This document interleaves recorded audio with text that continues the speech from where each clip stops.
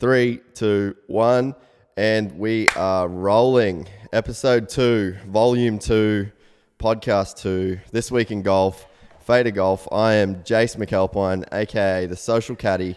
I'm joined by Taylor, two-stroke penalty for raking a bunker early, Massey, and coincidentally, my spirit animal. Mate, what's happening? Chilling. Richmond, Virginia. Getting my grips tight for tomorrow. Some call it Monday, but it's a golf day. Yeah, tell me about that. What's happening? You've been in the home state prepping for the tourney coming up. Yeah. Just trying to do that weekend warrior thing.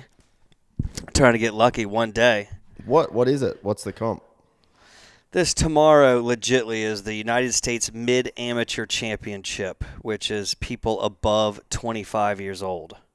Damn, son.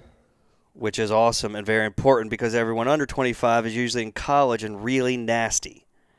Yeah, dude. As we've seen from the U.S. Amateur today.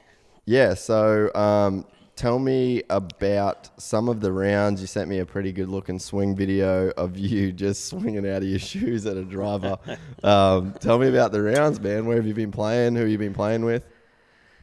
Yeah, it's been a good week. Flew here from San Diego, get some of that mama's cooking. Had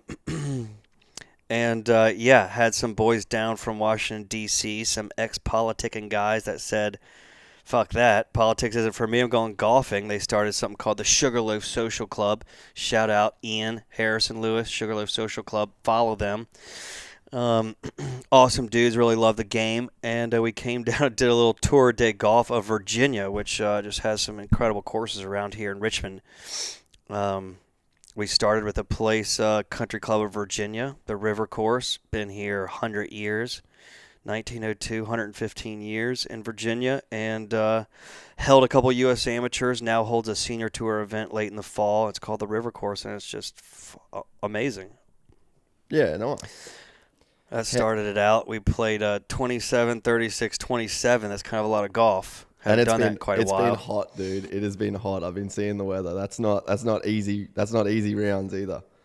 I mean, I almost died. I almost died a couple times. Yeah, but it was good. It was worth every bit. We also went to a place called the Foundry, which is a secret little incredible club where I'm playing tomorrow in the qualifier. And then we finished at Kinloch, which is now a really famous top 40 course made by a guy named Vinnie Giles and a designer named Lester George. But Vinnie Giles is one of the greatest amateurs in the world, but definitely in the United States the last 100 years with Bobby Jones. He's 73 or 4 now. And at one point, he's from Richmond, Virginia. He ran a golf agency management company with Davis Love and those guys for a long time. His name's Vinnie Giles, and he's just the man. Played in the Masters 7 times, U.S. Open 12 times. And he built this course out here in Virginia, and it's just top notch. And how's the swing? How's everything feeling? It's all over the place. It's just all over the place. I mean, I have been taking tips from my friend, from my mother, from my dog. I had to holler at GG Swing Tips. Shout out GG. What's up, G? Just to try to tame it in. It just gets really long. It just gets really, really loose and really long. And then, within 5 minutes, you just don't know what the hell you're doing. Yeah. Golf, brah. A couple shanks come out. Then all of a sudden you shank one. You're like, oh, my God. I played with my brother yesterday, and after 3 rounds, I thought I'd kind of played my way into some type of swing thought. And I just hit the worst shot I've ever hit my entire life. And I don't know if down in Australia they probably don't care because you play hard, firm dirt down there. But here they have these huge fans next to the greens to kind of air dry them. And I'm not a club thrower at all, but this game, and my vibe has been very good recently. I just turned around and threw my wedge as hard as I could throw it double-handed. I mean, hucked it a good 40 yards at full pace, end over end. And all of a sudden, I looked to my left right where I hucked it because my eyes were kind of closed with just sheer madness. I opened my eyes, and this thing's going right towards this giant fan that has to be $20,000. And it just hit a fan directly right on the side of it. And it made a noise the whole golf course heard. My brother and our 2 playing partners, who are just really nice Virginia friends of mine, and they were a little shocked. Anyway, it's a game we love. Birdie the 18th, though, so. Yeah, as long as you can leave on a high note. It'll just Yeah, keep that's all that matters. It'll just keep you coming back. So I didn't play at all today. So I took the whole day off and just kind of licked my wounds and tried to like chill out. But just hit a late couple bags of balls at the range to get ready. Kind of found something. To be honest, I was very inspired by the Solheim Cup this morning. Yeah. Then the Henrik Stenson, Ollie Schneiderjohn show, PGA, and then these amateur kids were just unbelievable. Yeah, pretty insane. I struggled to watch, like it was just a bad weekend for me to try and like watch golf. But I kind of got up early this morning. I was like, I'm going to watch the back nine of the Wyndham. And I sort of didn't have too much of an idea of what was going on. And it was just like, oh man, shit was moving everywhere. And like, I mean, I just didn't, Henrik hasn't exactly been in form lately. He's been kind of, people have been, well, I mean, he hasn't really been in form since the Open. But I mean, you win in the Open, I'm probably going to cruise for a bit too, I guess. I don't think he had been off form. I think he's just been out hanging out, spending money, buying who knows what, chilling with his wife and celebrating. Yeah, I'd do the same thing. Yeah, he's had still a good year, and I don't know where he's been. It goes by so fast. The whole year goes by so fast, and there's so many how tournaments. Are we in the playoffs? Yeah, I don't know. Is that over this week? Is next week the playoffs? Yeah, well, I mean, I don't know I probably should have done the research on this, but this was the weekend. So I'm guessing it was. I think it's Northern Trust next weekend, right? Yeah. So yeah, this was the bubble weekend. We're getting way The bubble's fun to watch. Bubble's fun to watch. And there was guys, we'll get into it, but there was guys making hole-in-ones to like get into the 125. So, but we're getting way ahead of ourselves. We're missing something. What happened? Please. What happened just after we spoke last? Was that last week? The PGA I can't remember last. Oh, PGA my God, Championship, the last bro. major of the year. Justin Thomas takes a lot of luck. Your boy. We spoke. I wanted to sort of start off by like the first thing before we even get into JT. Did it feel like a major? Because that was a bit of our criticism at the start. Well, not a criticism, but we were like, don't know if we need this major to be like the American. I think everyone knows it's just not the same. I think everyone knows it's just not the same as the other three. But yes, it did. I feel like it still did. The crowds were gigantic. Yeah. I have to say people came out. For me, that the 10th hole on Sunday, well, it kind of started on the 9th. Like for me, the really important, I felt like the championship was going to come from the Hideki JT group. Obviously, no disrespect to Kisner, but I just I feel like the dudes that win majors are like major moment guys, like guys that can kind of like there's like a bit of an X factor about someone who wins a major, and I just feel like especially it had been set up so well with the whole Hawaii thing, like Hideki and JT have had they've had duels going before. Then you get JT getting the best of him at the Sony. So I feel like JT's the only one to beat him. I mean, like last winter Hideki won 6 out of 8 or something, and JT was the only one to beat him in like 4 months. Yeah, and he like shut that run down. So I feel like for me, in terms of a major, that was like a real rivalry that had built up, and it was, I don't know, it just felt like that if there was going to be like a major moment, it was coming from those two dudes. So I sort of watched that, and then JT bogeyed the first, Hideki birdied, and I was like, come on, give us something to watch. And and then JT makes the birdie on 2, and that kind of was like where I think that was important. Like if that didn't drop, then it's like Hideki's probably going to start to streak away, And you have something. You could tell something special about JT.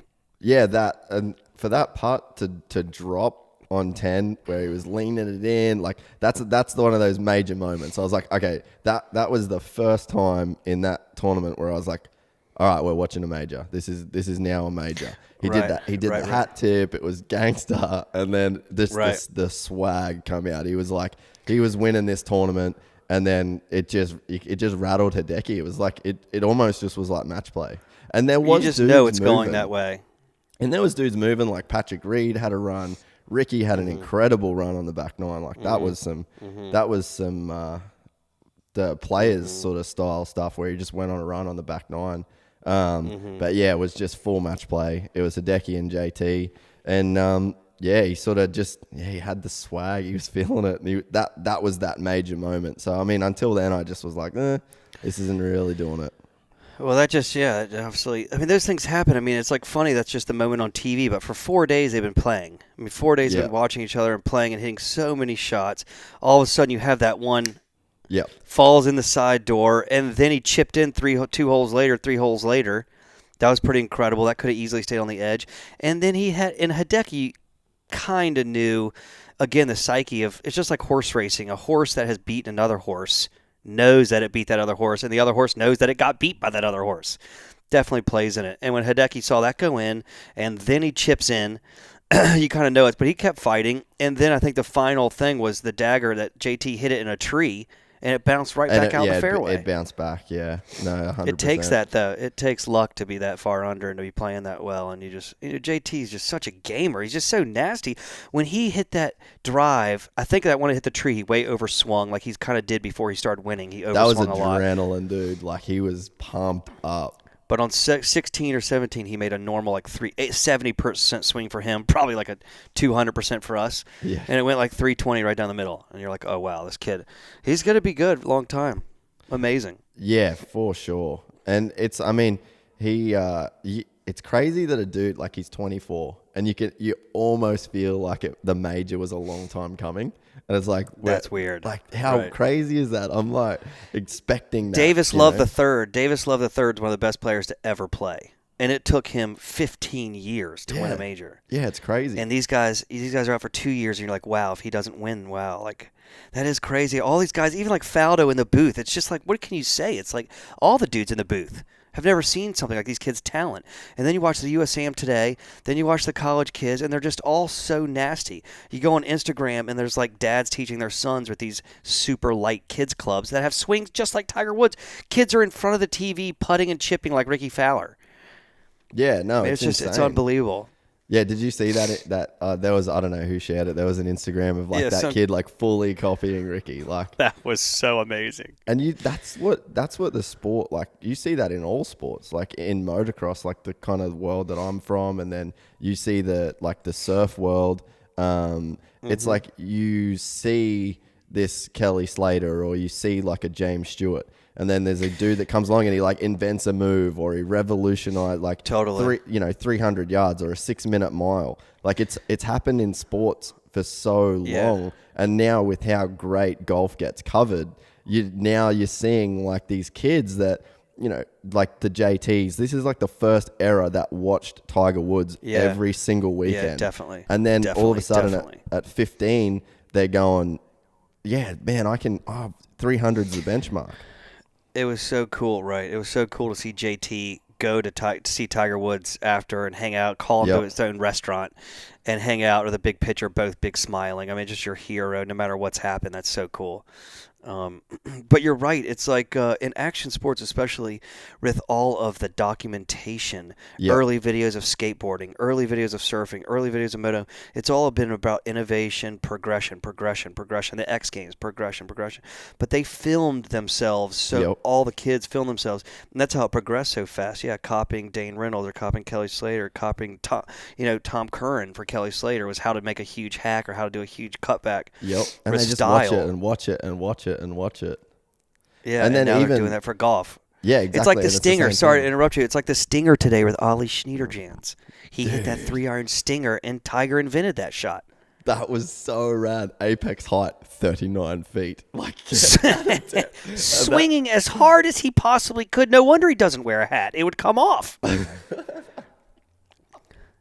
Oh, dude. Ollie Schneiderjans. I mean, I took my hat off today. Yeah, dude. I was gonna say, like, that's because you get Bryson that he runs. He's got like his cap that he runs, and that's like his trait. It's hard to have like a thing, and then you don't want to. Sometimes, man, like you almost don't want to. You almost don't want to have a thing because Ricky has a thing. Like Ricky's the thing guy, right. And then he gets like roasted by people for having a thing. And it's like if you go to any, I'm writing an article right now about this for FADER, and it's like you go to any PGA Tour event, what do you see? You see orange. You see orange on dudes. You see orange on kids. You see orange on granddads, and it's all Puma orange. People And love to hate, but also love a thing. yeah, and it's like he's got a thing. So like Ricky took having a thing to like a really extreme level, and then the high tops, and then the joggers. But then you get Bryson. He did the, he's got his cap. Yeah. And now with Ollie, I just think it's gangster that his thing is just like fully just take a hat off, and like that's a lot of money. Oh my God, minimum $100,000, maximum $300,000. Yeah, for sure. So it's like his thing is just being a boss with no hat, and I'm like, aren't you going to get so sunburnt? I mean, thought. He got it from Robert Rock. He saw Robert Rock in Europe looking totally like a G, probably picking up Italian girls, French girls, Swiss girls, wearing his Jay Linderberg with perfect hair, no gel, although probably some like secret gel that doesn't show up, and their hair is just absolutely perfect. Dry conditioner or something. He's probably dry conditioner. We'll have to take a note down. Let's call Robert Rock, Twitter at him, Instagram at him, see what he uses in his hair. But him and Ollie are just looking totally gangster. Yeah, I know. Girls must absolutely love it. Yeah, and that's like, if you're going to do a thing, it's like Ricky did fluoro and went crazy loud and wore high tops, and Ollie Schneider's just gone, just taking off a hat. Just don't even need it. Yeah. Yeah, I just can't believe he's not sunburned or else he's not wearing sun cancer. To hell with sun cancer. I'm just bossing this shit. And money. To hell with sun cancer and money. Yep, I'm just going to be a pimp. And dude, I'm rocking straight visors these days. I know. I saw some kind of legit old school visors. I saw some pics. I was thinking it was pretty dope. Yeah. My boys at the Sugarloaf Social Club hooked me up. What are you rocking? Golf Gods? No, you're rocking the Birds of Condor Birdie. Oh, yeah, I wanted to. I was going to talk about it last week because I met up with Frankie and his wife Zoe. It's like a super small family-run deal. You are a fan of those guys as well. I know you follow them. Big time. And I actually just bought one of their hats at Byron Bay Golf Club. They're from Byron Bay. Then I just wore it in like a bit of a photo thing that I did in Port Douglas, and I tagged them on Instagram, and then they reached out, and I was like, oh, that's pretty cool. And anyway, a couple of weeks later, I said, hey, well, if you're ever up in Brisbane, because it's about an hour away from where I live, where they're at, I said, hey, come hit me up. We'll go have a hit. And like literally a week later, Frankie and his wife Zoe headed up and had a hit, and they gave me a couple of things. And it's actually interesting. Like, I wanted to tell the story because I had no idea, right? I'm thinking like Birds of Condor, Birdie. I was like, no, it's a dope ass name. And you can see the correlation at golf, but without it being like super golfy. And I didn't know this, but a hole-in-one on a par 5 is called a condor. So No way. Yeah, I never knew that. Yeah, so I never knew that either. An albatross is a 2 on a par 5, and a 1 is called a condor. Sick! Yeah, so then you see like the logo, but it's like the Birds of Condor. So the condor is like the best you can get, and then underneath the condor is the other birds. So that's where the name comes from. That. Yeah, dude, me too. I'm so down with that. I already thought it was sick, and then I was like, holy shit. Tell them I want to have a hit with them. I don't know what that means, but have a hit with them. Well, they're coming over to the US like January, February, or February, March next year, so we'll set something up. But they're really, really, really cool people. I would like to see them get... For anyone listening that hasn't checked out their Instagram, like, they do stuff that's so cool that I kind of get mad at myself for not thinking of it. You know those kind of people? I'm like, shit. And I just fully want to jack their style on so much stuff because it's so rad. I would like to see them sponsor a cool Australian kid. You know what Australian did well today was Jeff Ogilvy. Yeah, I didn't see that. Tell me about it. He has not been playing, that well last couple of years. Couple kids. I don't know really what the deal is. One of my favorite players of all time. Kind of got me into golf. Has a smoothest swing. Doesn't like to hit range. When he's hitting balls bad on the range, he leaves the range. He doesn't keep grinding and get more swing thoughts. He just leaves the range and it hits chip shots. And he shot 6. He was like 133rd today, trying to just get his job back. He's played on tour for 15 years. And he shot 6 or 7 under on the front 9. I mean, it was just gangster. With that, like, I kind of made some notes. Like, going into it, a couple of the dudes that originally we were going to try to talk about this on Thursday, but we weren't able to do it. Couple of notable outsiders was Smiley, G-Mac, Harold Varner, and Saunders. I don't know I wasn't able to see like the results. Like I don't know, sometimes results get cluttered.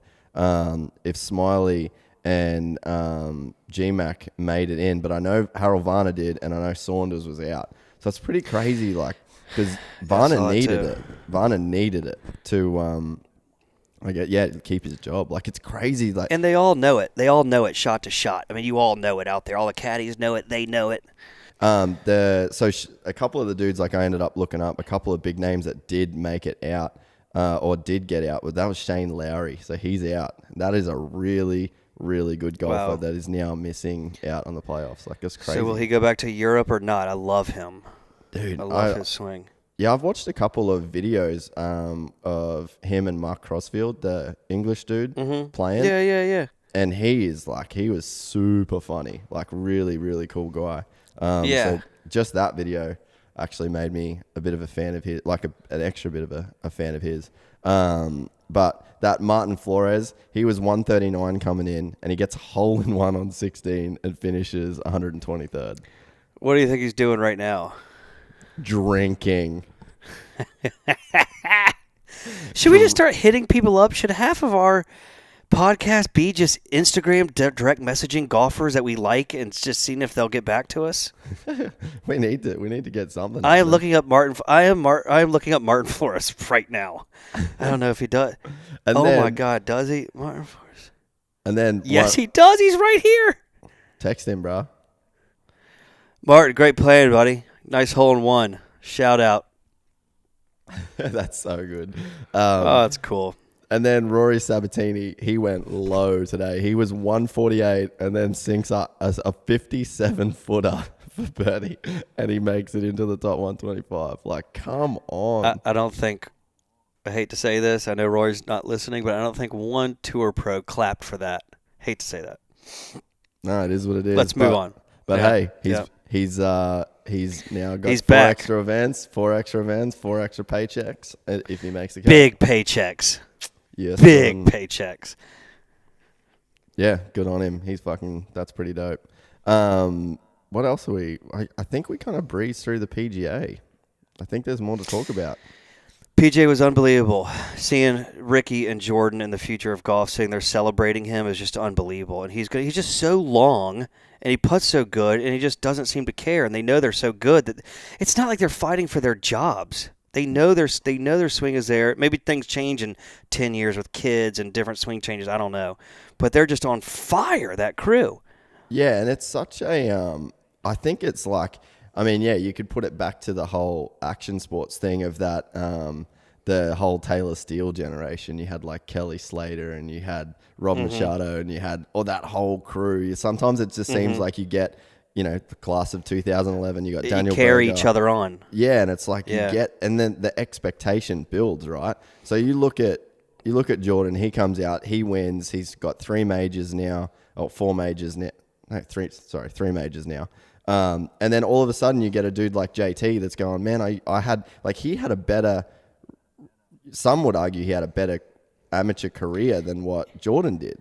So the expectation is just there. So they've played together so long. And like we were saying last week with Smiley, like even Smiley can go out on a Tuesday and beat Jordan. So you have that whole clique and they're feeding off each other's success. And now it's like, it just becomes this rivalry. And I don't think golf has had a group of dudes that are like that until now. And they're so loved by the people. They publicize their life, and it's become the billionaire boys club of golf, really. For sure. That could be a literal thing here soon. Dude, combine the income. I mean, before Tiger came out and dominated, he didn't really have a crew, obviously. But before that, it was Davis Love, Fred Couples, a bunch of crew like that were spurning each other on, Payne Stewart's and others. They're just not looking back and all going forward, and it gives you a sense of like feeling like you're running a marathon or a sprint. You got a crew with you. It's like, I guess, a bike race where everyone's drafting on each other. Yeah, pass each other, draft. Yeah, that's a great analogy for it. And the thing is that they're doing it in front of everyone, and it's really, like what you're saying with Fred Couples and that sort of era. Like, obviously there was, Golf Channel coverage of those guys doing their thing, but with these guys, it's like we just have all access to their life. I know, and they're cool enough to put it up. I mean, Yep. you saw them hanging out with it afterwards. You saw them. Did you see them today? Today they're playing Shinnecock, flying up to Shinnecock, then helicoptering over to Liberty National. I mean, what a life! Yeah, they're just doing it, and like you said, they're down to show it. And I think we're so lucky to follow. And with we didn't have that with Tiger. There was that kind of veil of secrecy almost, and that we sort of spoke about it last week, where he wasn't really down with the media, and then all of a sudden now the game has changed in that aspect of access. And like you see, it's the same with all athletes these days. Like at that top level, like Tom Brady's posting selfies in the locker room. Steph Curry and his wife are posting videos of him cooking. Like the access is there now, and then it's so crazy. That makes it fun. Yeah, and these guys have the results to back it up. Obviously, they've got the money. Like it's just it's an awesome time to be a golf fan, and I mean for those guys, it's an awesome time to be a golfer. Yeah, awesome time. Thanks, Tiger, for the money. But yeah, awesome time to be a golfer. Yeah, be a golf fan. Golf is healthy. I mean, back to the U.S. Amateur. You look even just 5 years younger than them, which really I guess they're not. The college kids are almost professionals. And the final was a kid from Illinois or Duke. I can't remember. Illinois, I think. And the other one was Clemson. And they basically have been playing all year in real tournaments. And all week, their coaches, they practice, wake up, stretch, eat right, practice, play, tournament, come back for Monday. I mean, it's a real schedule, and it shows. I mean, they're playing Riviera. The U.S. Amateur was at Riviera, the 117th year at the U.S. Amateur at a tour stop. Of course, it's set up hard. Definitely hard. Maybe not as hard as Tour Pros. Whatever. It doesn't matter. Still golf. Yeah. And one dude from Clemson one-putted 14 holes in a row. Oh, my God. In the final match, after playing all week long, he's just getting in a 6 zone. And it's not like he was 8 up on the other guy or 6 up or 5 up. He was only 1 up. So the other dude was making birdies too. It ended up that the guy came back. The other kid ended up leading. And you thought the Clemson kid was done, that he had just, shot his load. Excuse my French. And all of a sudden, the other kid's up by 2, and it looks like it's over. Clemson kid eagles 17 or the 40-footer at Riviera that's played by every pro since Ben Hogan won there 5 times in the early 40s, 50s, 60s. And then he birdied 18, one of the signature holes in all of golf and all of the world, to make it into a playoff, and then he birdied the 10th. It's just unbelievable. Yeah, the way that, again, it's like that expectation thing, right? So, like, all of a sudden, that dude's seeing Jordan Spieth, and then he's, like, looking at Jordan's stats, is like, how far he drives it, and this kid's going, like, well, I average 314, and I'm, you know what I mean? Or it's just that expectation of, oh, if he can do that, I can do that. So you sort of the bottom line, the golf ball doesn't know who's hitting it. Old saying, the golf ball doesn't know who's hitting it. Could be a girl, could be that 14-year-old Michelle Wee.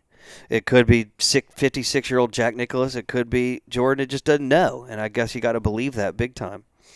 Yeah, and I mean, that's what I was talking to a friend of mine. Do you know T.W.I.G? She does a lot of the trick shots. Yeah, from New Zealand. Yeah. She's the nicest chick ever, coolest chick ever. She's incredible. And she is talented. And I was talking to her yesterday.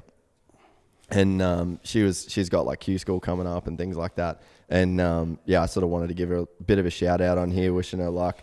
But she was sort of stressing about Q School. I'm like, man, don't make golf harder than it needs to be. You know what I mean? Like, she's sort of stressing about, there's a lot on the line for her. Like, she's a trick shot.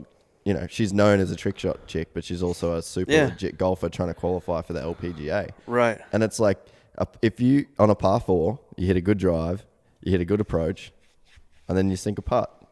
And that's as simple as getting it's obviously sounds easier than it is, but if you do 3 things right in a row, you will make a birdie. And it's like kind of what you just said there about the golf ball doesn't really know who's hitting it. Right. Like, and for Tatiera, how do you say her name? Tanya. Tanya, love her, by the way. Shout out to Tanya. Check her out at Tanya Tari. Yeah, yep. We'll post a little thing. Anyway, everyone, you're the bomb. If you're listening to this podcast, you've seen that chick hit a golf ball. Totally. Tanya, the ball does not move.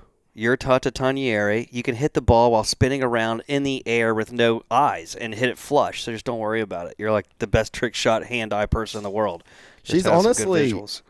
she's up there, man. Like you get Coach Rusty. It's unbelievable. You get hole-in-one, and then it's her. Like she is gnarly at that. We need to get all of them together here soon. Yeah, Do for something. Sure. Shout out to Ryan and Coach Rusty at hole-in-one trick shots. You guys are amazing.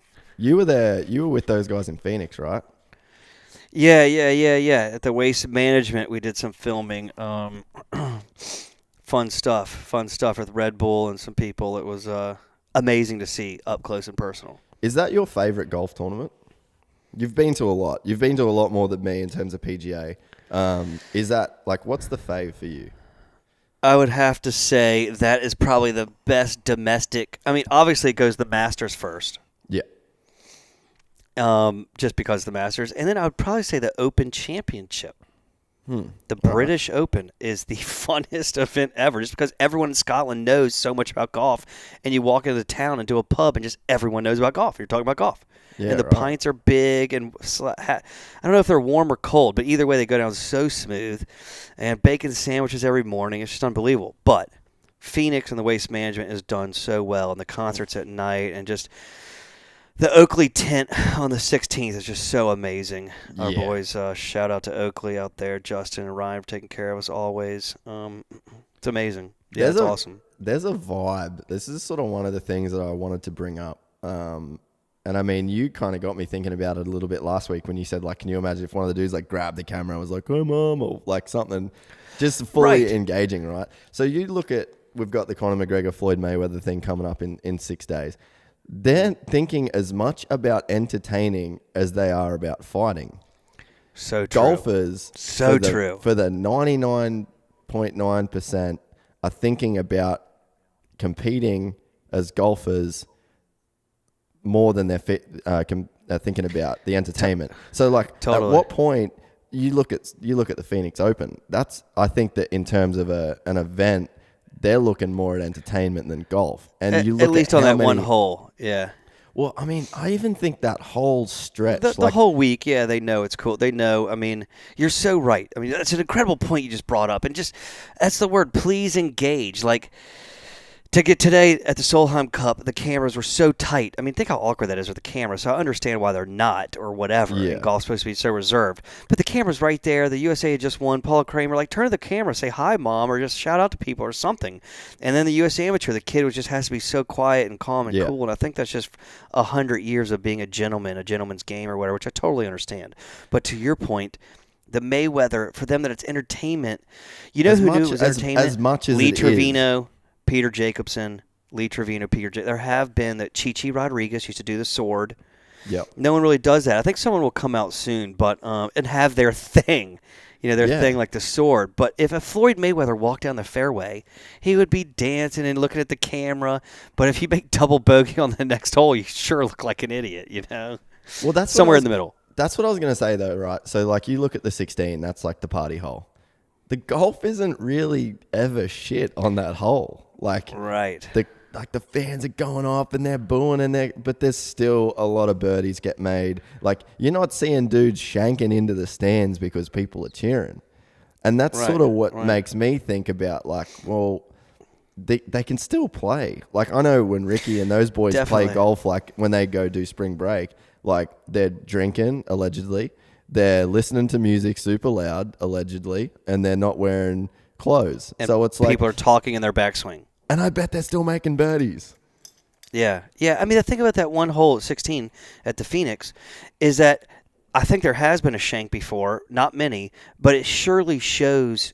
Look, everyone knows whether you're playing beer pong and you have the last shot on the last cup. If you're playing golf and you're passing through another group and it's so awkward, you're hurrying up, people are watching. You don't even know those people, and you're never going to see them again. And for some reason, you're kind of shitting your pants a little bit. You never hit a good shot. Why is that? So when you're at Phoenix on 16, it gives the players a little bit of that extra heartbeat. It says, hey, man, I got to perform here for myself and for them, and that really is fun. So if you do hit a shank, they even laugh at themselves, and they know, hey, I got to work on that. But, I mean, so that's one event on tour where that's the norm.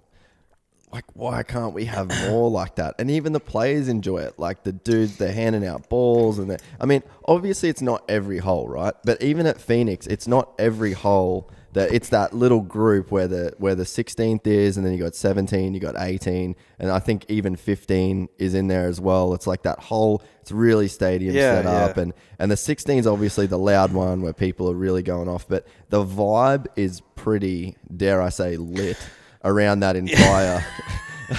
It's lit as fuck, I'll tell you that. It really is. You nailed it. Lit AF. But that's like the vibe around that whole. So, I mean, and then, you go 3, 4, 5, whatever. Like, it's not like it's continuing the whole way around the golf course, but like, why can't there be more? They are doing it. European Tour. Shout out to the European Tour. Follow them if you don't, because they're incredible. Whoever's running the show over there, marketing, social media, doing an incredible job. They switched one of their events up, and it is called the World Super Sixes? G. Did it already happen? Oh, I don't know. I remember watching one where it was like a World Sixes or something where they just played 6 holes. Yeah. And it was like a launched the country golf team sixes. format. Yep. And that was, it's like cricket. Yep, and it was awesome. So yeah, I mean, I think that they were playing music, they were playing walkout music. I mean, there's some stuff where like I feel like it's probably trying a little bit too hard, and then you kind of borderline cheesy. That's what's cool about the Phoenix Open. They're not really trying to do that. It's just not frowned upon to have fun. So it's not like they're really. Right. They're not, well, this year they did have a DJ. This year they did have a DJ out there the first couple days, I think, except the weekend. Oh, really? Oh, yeah. But, I mean, I don't think there's, like, tacky, corny kind of, like, we're trying to... And not saying that's what the European Tour is doing. Yeah. But I think that there would be a danger of going really far with it.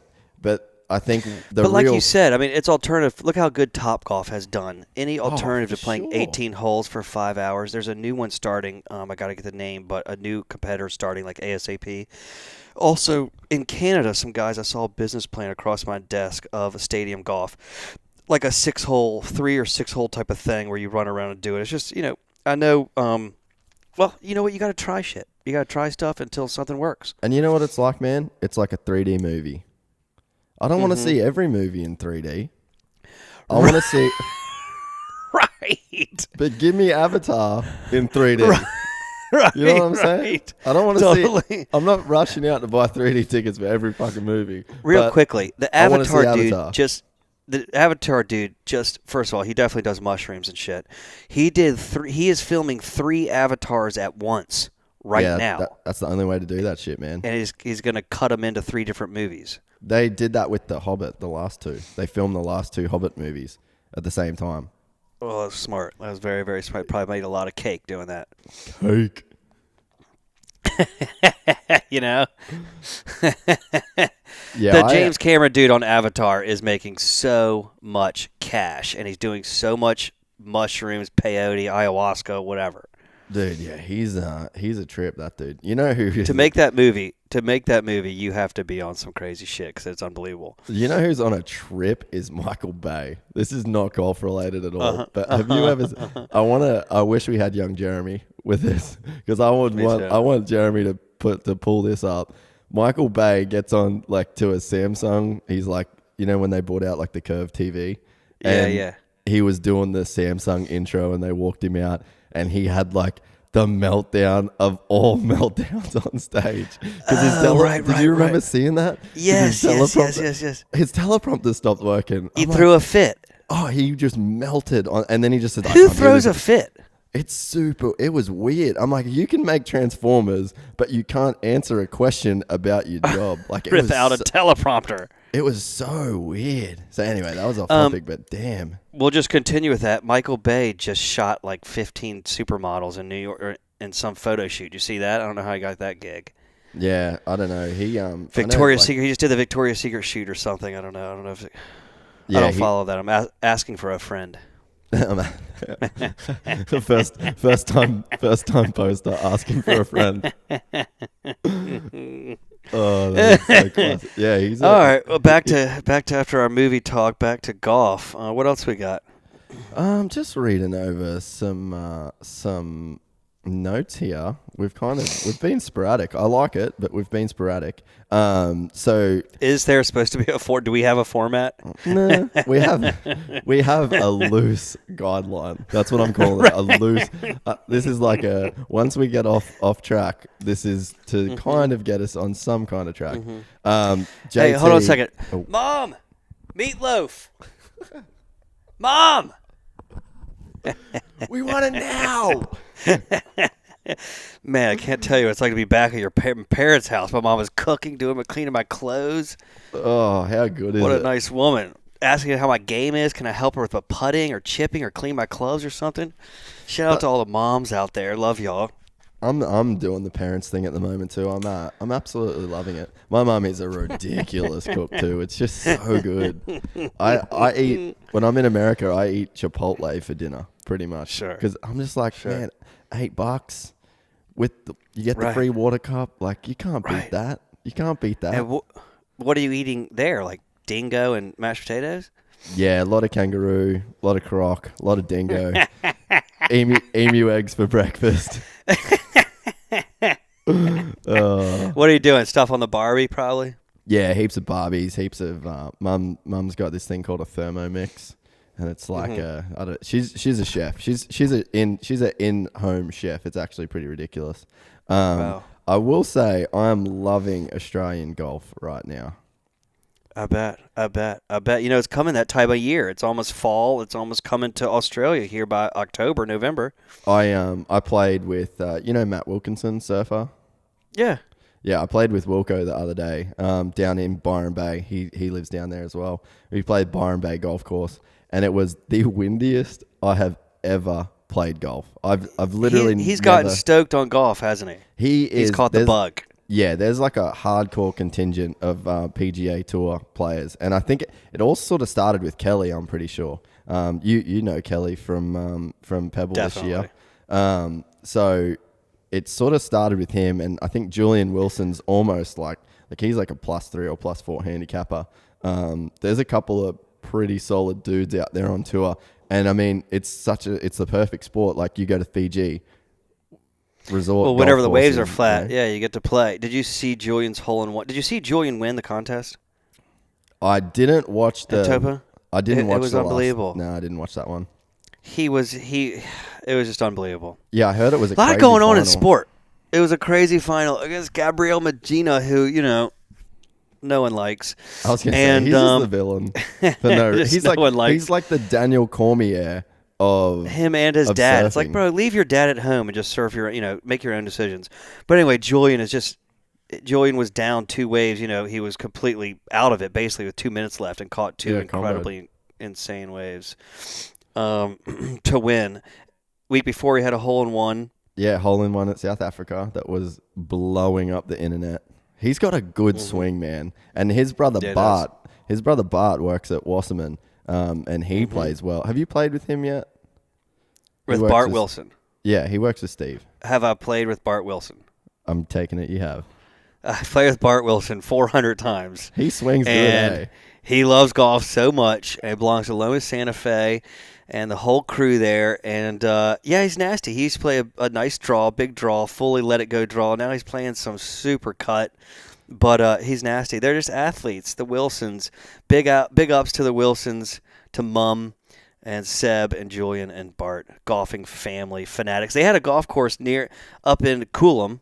I think it was Coolum Pond or something. But the billionaire Australian dude bought it, and he put giant dinosaurs on the course, and Bart and Julian and Seb are so pissed. They won't even play anymore. Is it Clive Palmer? I'm pretty sure that's his name, Clive Palmer. That's the Sounds golf right. course. That's the golf course that I played in Port Douglas was a Palmer course. It's called Palmer Sea Reef. I don't know if I text you those photos. Really? But I got amazing photos up in Port Douglas, and it was one. He just buys up a bunch of golf courses. But yeah, he ruined this one. They used to have the Australian PGA there or something, and it was like an incredible course, and it's ruined. Apparently. No, that's true. He put like dinosaurs and shit all over it, like a super. I thought that was kind of cool. If I'm playing a course, if the greens are rolling at 11 or 12 and there's dinosaurs, I think that's pretty cool. But Bart hates it. Dude, the cut is in right now. I can't remember a time when the cut was more fashionable than it is right now. You got DJ, Right. you got Kepka. Like, come on, boys. What happened to the high draw? I just hit the cut. I just spent the last 2 hours on the range trying to hit the cut. God, I don't know. It's just more controllable. I don't know. I don't know what the deal is. Everything goes in trends, right? Well, I feel like I don't know. For me, if I hit a bad shot, it's a bad shot. I think my left can go real left, and my right can go real right. I haven't really figured out that yet. Right, right. I've got. The end all be all is under pressure. Your lower body on a draw usually slows down or stops under pressure, and if you really rip through it on the lower body, then you're going full speed, and just it's hard to do under serious pressure. You need some control. And a cut, you can really whip your lower body and hold on to it, and obviously the cut spin goes, spins to the right, softer than a draw. You can talk to a cut, you can't talk to a draw or something. I don't know. Check your golf sayings for that one. Send us a direct message if you know that golf saying. You can talk to a cut, but you can't talk to a draw. It's something better than that.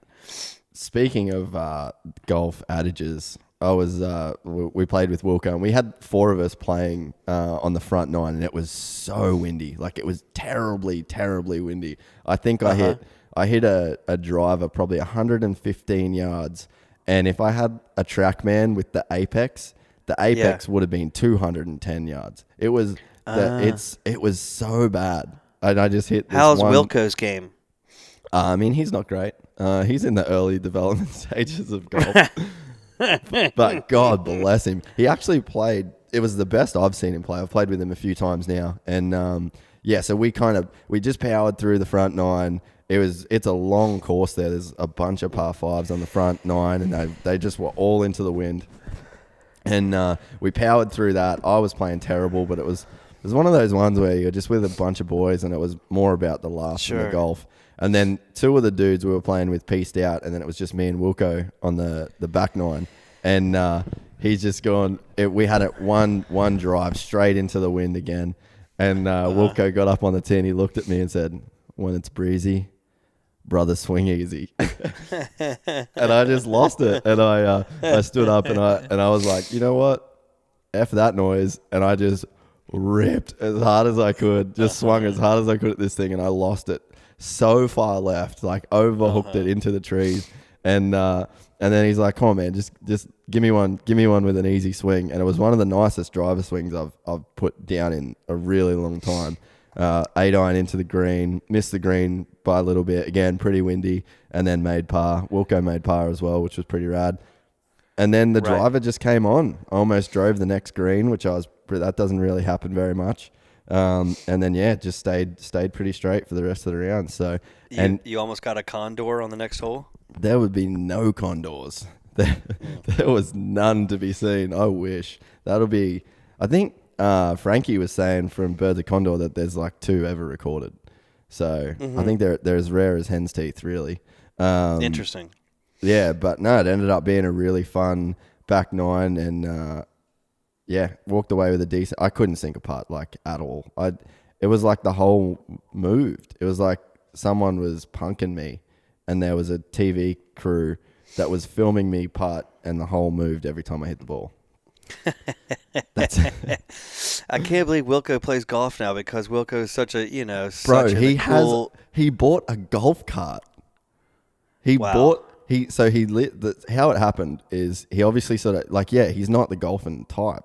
So he buys a house that backs onto the Byron Bay Golf Club, and he's not into golf at all. That the golf course did not factor into his decision to buy on the golf course at all. And then the whole tour thing lights up, and he's like, "Oh, I'll give it a go." And then he got the membership at Turtle Bay when they do the Hawaii thing. And he wasn't taken by it instantly. And then, he just said something sort of clicked. He had a couple days where he hit the ball pretty well. And he said it was kind of, would open him up to like more people talking about stuff other than surfing on tour. Sure.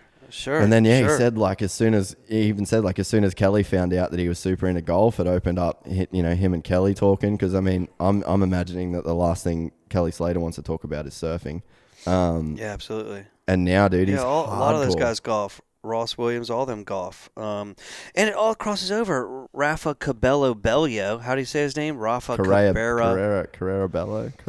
Love that dude. He's a friend of Kelly Slater's, and he was in Carlsbad, California yesterday or 2 days ago at Goat Hill, John Ashworth's golf course, Goat Hill. I love that place, dude. Hanging with those guys. So golf and surfing really cross over, don't they? Well, I think it's just one of those things where it's resort destinations. Like you look at Hawaii, Pipeline, then you've got Turtle Bay. Right. And then, you know what I mean? It's just one of those. I just think where there's waves, golf everywhere. There's golf, yeah. There's golf everywhere. They got incredible golf down at Nicaragua, at Colorado's. It's everywhere. All action sports players. A lot of moto guys play. Great game. Great game. That's why we're on this podcast. Game brings people together. Links souls. Links souls. Link soul. Oh, I like what you did there. Dude, that's what they did. That's why the name came to be.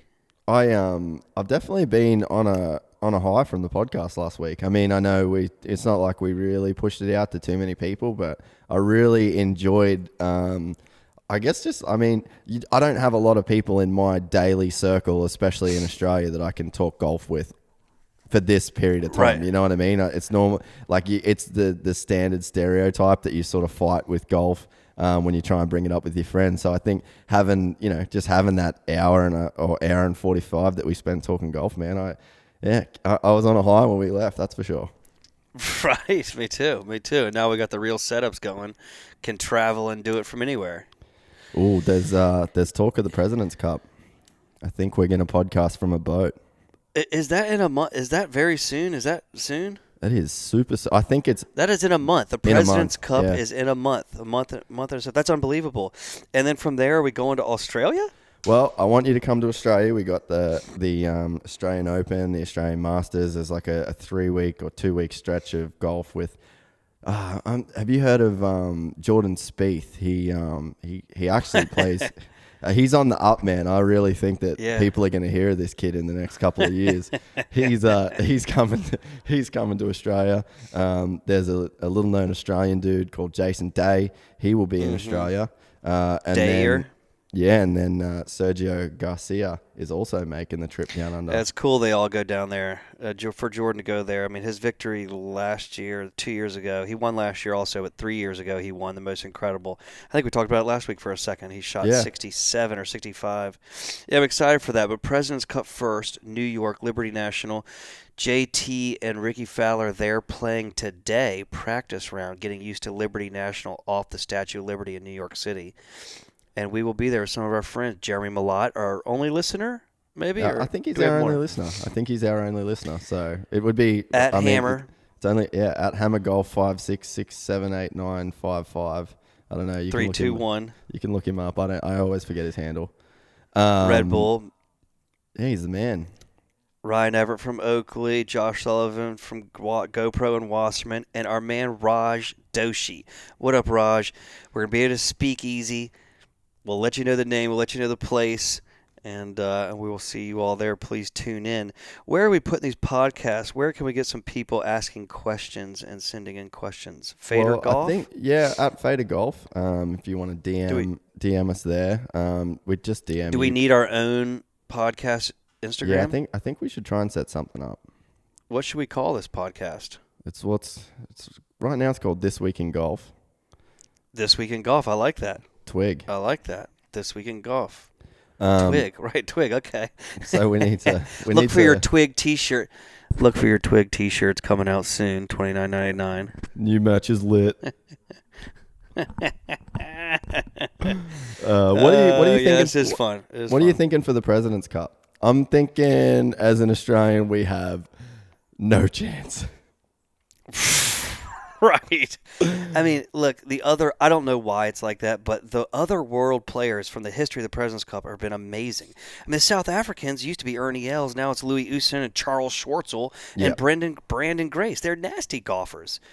But I guess there is something to that team spirit, and when Hideki Matsuyama and Brandon Grace play in the same group, they can't talk to each other, and so and I think, I don't know. You look at like the Ryder Cup and that famous now famous pairing of Jordan and Patrick Reed. It's like something comes out of that dude. Jordan brings something out of him. He brings something out of Jordan. They're both, the clean cut American kid. Is that American? And a world team just isn't that close. Europe's close together, but the world is not that close. Yeah, I just think, it's a different vibe. And, you get Hideki. Like, everyone in those Euro teams is speaking English. And then we're looking at, the President's Cup guys. And Lahiri paired with, right, with Leishman, right. Yeah, Mark Leishman. He just seems He's playing well. He's 14th in the world. I want to drink a beer with him. Like, I want to drink multiple beers with him. Adam and Esky, wearing pluggers. Like, he came from nowhere. He almost won 2 British Opens or something, remember? And yeah. He's unbelievable. And he just seems like still one of the good old boys that you just want to have a beer with. Like, he's the kind of dude that would jump in your foursome and you'd be best friends with him for the rest of your life. Yeah, and you would have no idea that he was a pro. I mean, he'd walk up and you'd have no idea he was a pro. Yeah, it seems like the nicest, coolest dude. But yeah, I mean, I don't know. I think it's a hard one. I'm glad we do the President's Cup. I'm not being critical of the event, but I just think you get those dudes, and then like we said, you've now got Jordan, you've got Ricky, you've got JT, you've got DJ, you got all these boys they're just homies. They all live in friggin' Jupiter. You know what I mean? Like the President's Cup team lives within 15 miles of each other. So they're all a little bit loose. They're not tight. No offense to Furyk, but they're just not tight Furyks. They're like loose. Yeah, that's to be tough to beat. But who does the world has good players? Hideki, Jason Day. Yeah. Who else? Louis Oosthuizen. Who's that? Let's look up the team real quick. President's Cup team. Louis Oosthuizen. Lahiri will probably play from India. Who I really love. But Aphibarnrat, is he in there? Oh, my God. If he plays, that would be unbelievable. He is. I love that dude. I love that dude, too. I want to go to Thailand so bad to his house. Yeah, was that Vice and Golf Digest or something? Yeah, something like that. All right, let's read out the teams. Hideki Matsuyama, Jason Day, Adam Scott, Louis Oosthuizen, Charles Schwartzel, Mark Leishman, Brandon Grace, Siwoo Kim, the best name in golf, Johnny Vegas, and Adam Hadwin. Dude, that's rad. Johnny Vegas and Adam Hadwin from Canada. Canada. Johnny Vegas. Good for him. Oh, man, you guys are going to struggle. Look, I'm just reading the U.S. team. I've got it up. You guys are going to struggle. Just Dustin Johnson. Jordan Spieth. Justin Thomas. Kind of in a slump. Daniel Berger. Ricky Fowler. Kevin Kisner. Brooks Koepka. Matt Kuchar. Patrick Reed. Charlie Hoffman. Come on.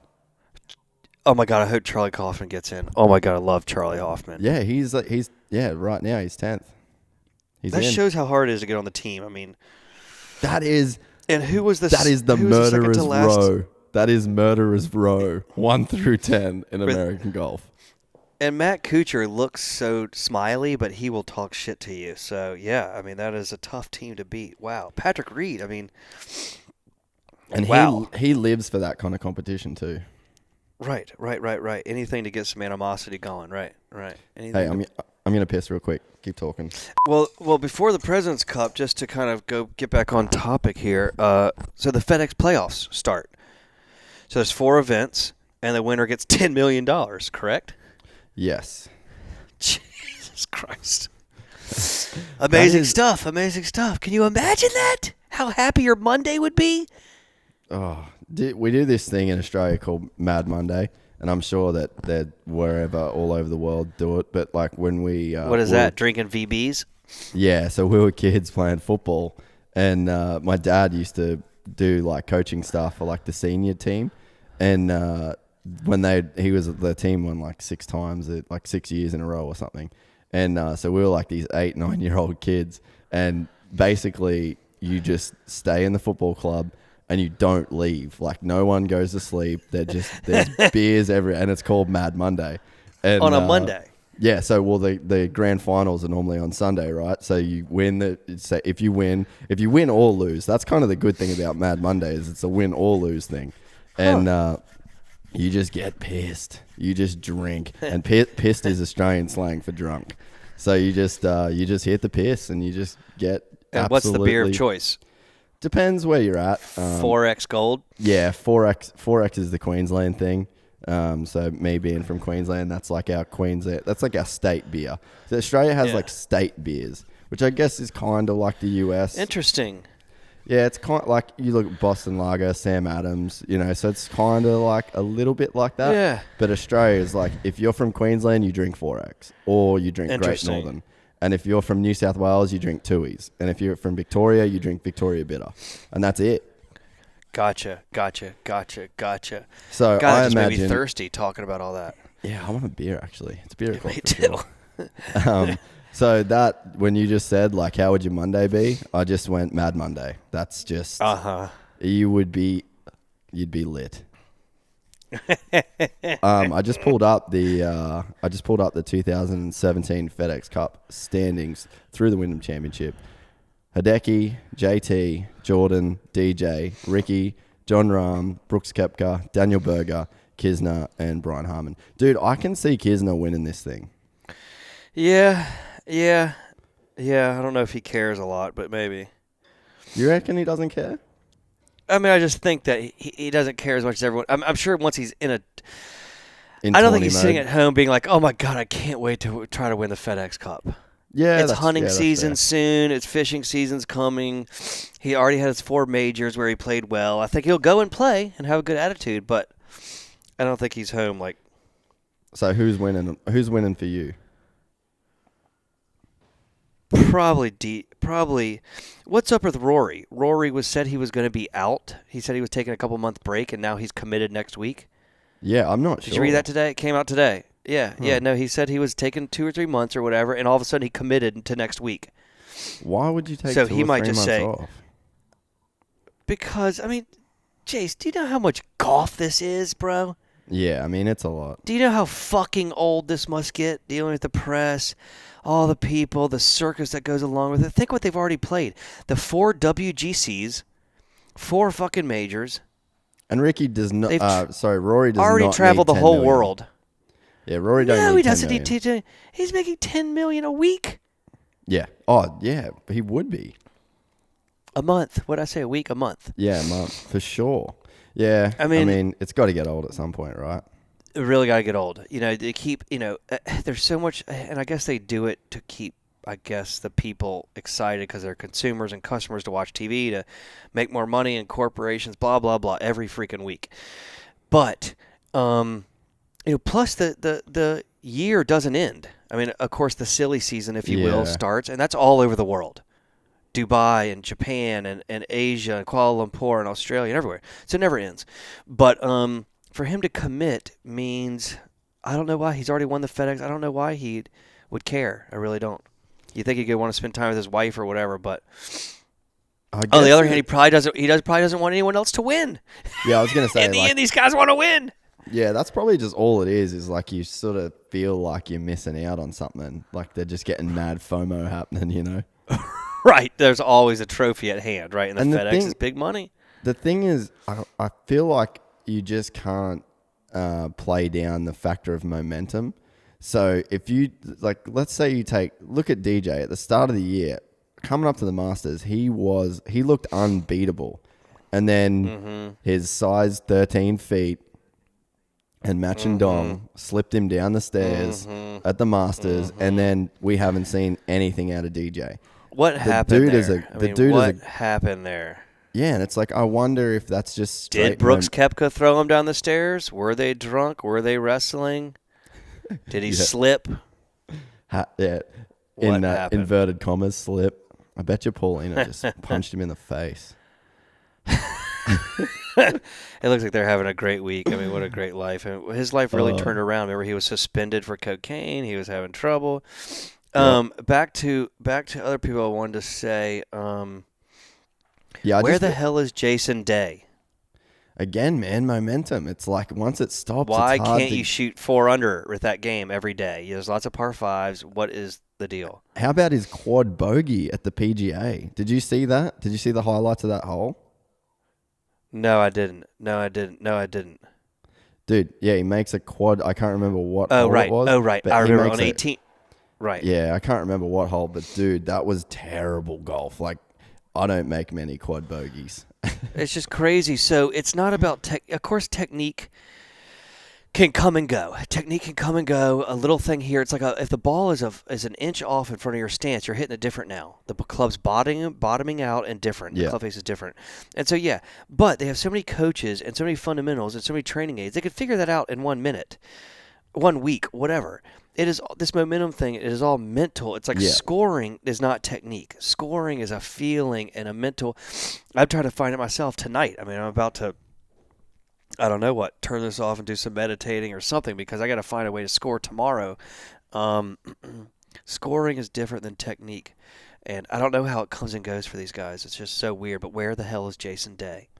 Yeah, and I think that's probably the reason you're probably seeing a dude like Rory be fully over it. And he's like, man, I want to take a 2-month break. But then in the back of his mind, you start to see JT get hot and you see Jordan's coming on. And I feel like Jordan is that's Batman, Superman. Like Rory and Jordan, they're Batman, Superman. You've got DJ's the Hulk.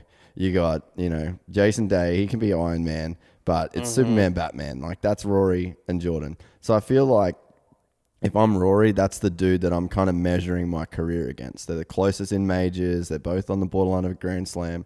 So I just feel like it might, like in my mind, maybe it's just a matter of Rory not sort of wanting to let that momentum build for guys. Because it never seems like Jordan's over golf, ever. Right. You know what I mean? Right. I feel like you see DJ kind of get over it. You see Jason kind of come in and out, and I guess like that's the thing. Like he doesn't. Jordan had a little low run last year. He went a year, even though he won twice. He just didn't win any majors or whatever. It looked like he was, but he's still smiling. They're all kind of laughing. Quickly, I just got a text of something. Ollie Schneiderjans, the no-hat wonder kid, the Robert Rock of America, apparently is putting 2-footers in championship golf on a Sunday while being 20 under par. He's putting 2.5 with one hand. What the hell is going on? How can you be 20 under par and have so many nerves that you can't take the putter back? Yeah, what is that? Like, and he was doing it. I saw an Instagram of it the other day, and I wondered. It's kind of genius. Yeah, I mean, I'm not doing it. I'm not doing it either. But that is just. People have the claw, and now people are taking. That is how mental. That is how crazy this game is. That is literally they can hit a 350-yard drive. They can hit a 4-iron punch shot out of trees through a window on the second floor of a building through a one little pocket. They can hit a slice 50 yards around a tree to go on the green. But when it comes to a 2-foot straight putt, yeah, they're searching. The brain sends a signal down to their right hand to go. Oh, I'm scared. I'm freaking out. It might not go in. I don't know what to do. I don't know how to hit it straight. I'm going to have the yip. Or whatever that is. God, what a bad word that is, yip. It's crazy, eh? Dude, my dad had a saying my whole life growing up, and I've lived to it to this day. 2 hands for beginners. and that perfectly sums up my golf game and most of the shit I do in life. 2 hands for beginners, bro. Drinking, playing golf. Cheers to him, man. That's genius. Yeah, so the FedEx, so Rory's coming back. Jason Day. You know what I think it comes down to? The feeling. Let me just go to camera real quick one more time. The feeling on how to score, the momentum. The feeling on how to score is basically the feeling of being able to get it in the hole from anywhere. Your 2 or 3 bad shots around, your great shots, whether it's a 2-footer, whether it's a 20-footer, whether it's a 50-footer. The kid in the amateur had it today when he one-putted 25 times or whatever. Yeah. I think the answer is, and we'll have to check with the amateur if how he did it. I'm sure he'll answer one of our DMs. And I don't know if he did or not, but it could have been self-pleasuring. But I think the answer is sex. Because Tiger Woods went on his run. When you're having a lot of sex, you're feeling loose, you're feeling light, you're feeling like anything is possible. And I don't know if that's the same for women's golf in the Solheim, if anyone had sex last night or whatever. But did you see Lexi Thompson? She might have had sex last night because she missed a 2-footer on the first hole, was 4 down to Anna Norquist, who's a 6'3", incredible Scandinavian tough golfer. She went 8 under par in 7 holes. Yeah, man. She went on a run. A lot of sex last night, probably. Who knows? You can ask her. Yeah. I think I will. I think I will Just ask think her. That so. was incredible. For her to go 8 under par in 7 holes is just one of the best runs. That was one of the craziest matches I've ever seen in my entire life, and it's on a women's. It doesn't matter Hey, where it is, whether it's an amateur or women's or PGA Tour. Golf is the best. Yeah, there was almost too much golf to watch this week. Like this week I in know. golf, there's too much to cover this week. But I'm so glad that, like, if you go on, I went on Golf Channel before we come on just to kind of brush up on some stuff, and it was just all Solheim Cup. Like that is so rad. I'm Yeah. so stoked to see that chicks are getting the recognition. I loved at the Zurich where Bryson and Lexi played together, and she played well. Like she was striping irons. Like we should see. I'd love to see a male-female tournament match play or best ball, or just do one of those. That'd be just cool. a full. You pick a chick and let's go. They used and to have a put 'em cool on that. event in the end of the year in October, November. They used to have the silly season. They used to have an event that was the Wendy's 3 Club Challenge or 3 something challenge, and it was 3 girls from the LPGA, 3 guys from the PGA Tour, 3 from the senior PGA. Yep. And they all played against each other. It was epic. I heard a little rumor that one day soon, girls will be playing Augusta National. Can they not play at all right now? They can. There's 2 women members now, Condoleezza Rice and some AT&T business lady. Yep. Maybe there's more than that. And can the women play? Yeah, I guess if they get But they invited don't do or whatever. Yeah, they don't do a contest there though. Of course, they don't do a tournament. No. They should. But I heard some rumor about them. Something's in the works. I don't know what that means, but Yeah, they should. No more Yep. 70 cents to the dollar, man. I'm sick of it. right. Wage gap. So the T.W.I.G. Let's Twig this week in close golf. the golf gap. Yeah. Golf gap, wage gap, gender gap. Yeah, there was a lot of golf today. It was absolutely crazy. We're at the Solheim, the PGA Tour. I didn't even really watch much of the PGA Tour. I watched the U.S. Amateur and the Solheim, and it was glorious.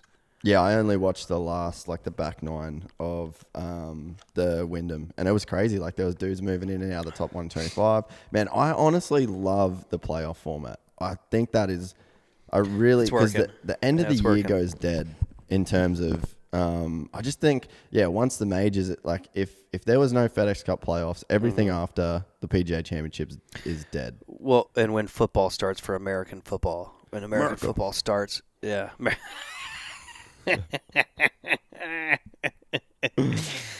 Fucking America. So good, but so bad. Bless.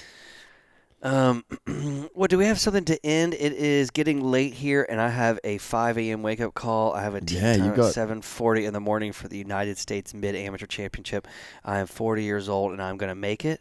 And it gets on ESPN, I think, maybe, and the winner goes to the Masters. Damn, dude. I'm gonna get up. I'm gonna try and follow that, and I'm extremely excited to see you make it into the Masters. I want to. And what if I shoot 80? What are you gonna say? Like, don't worry about it, Taylor. I'm still gonna be your friend. Yeah. Wait. That's not gonna happen. I'm feeling primed up. Win or lose, you're on this podcast next week. Thank you, legend. I really appreciate it. It's not going to happen, though. I'm going to go low. This is at a course that I grew up playing called the Foundry, and I got the sickest caddy ever. And, the greens are incredibly fast and really slopey, so I'm called a mini Augusta.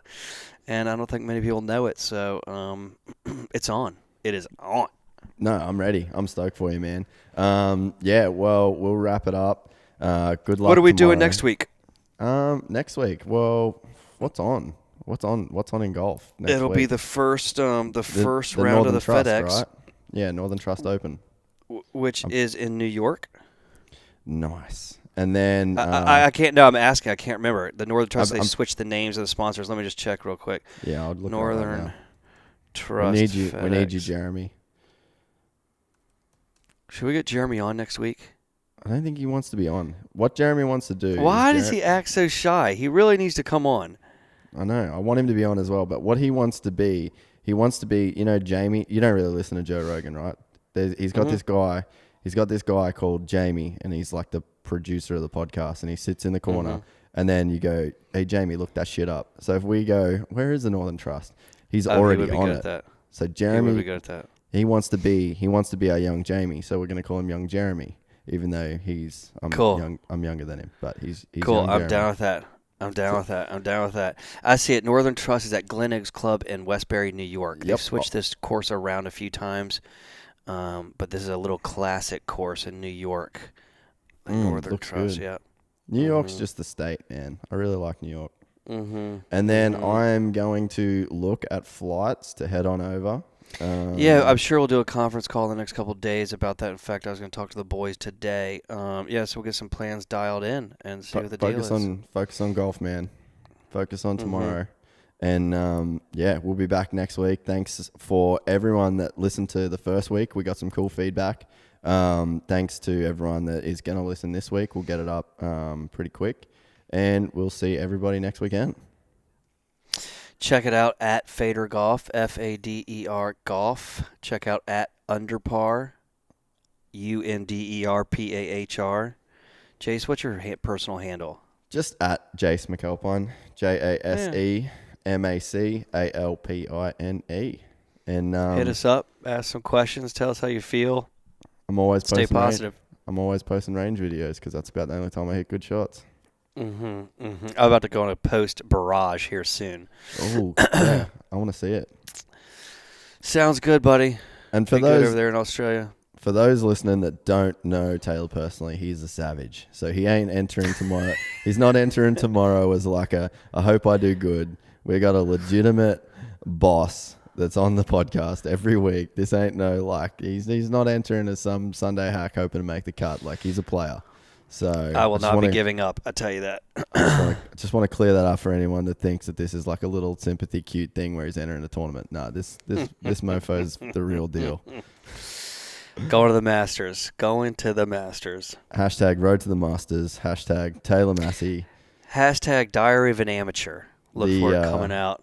The two penalty king. Rakes bunkers early. I talked to Driscoll actually this week. He was laughing his ass off. Said it wasn't my fault. I said, yeah, it was my fault. Yeah, bro, it was. Yeah, we'll have to get him on. We'll definitely have to get him on. I'm super keen for him to get on. All right, everyone, Taylor, stay on the line as always. And, thanks, everyone. We'll see you guys next week for This Week in Golf. You.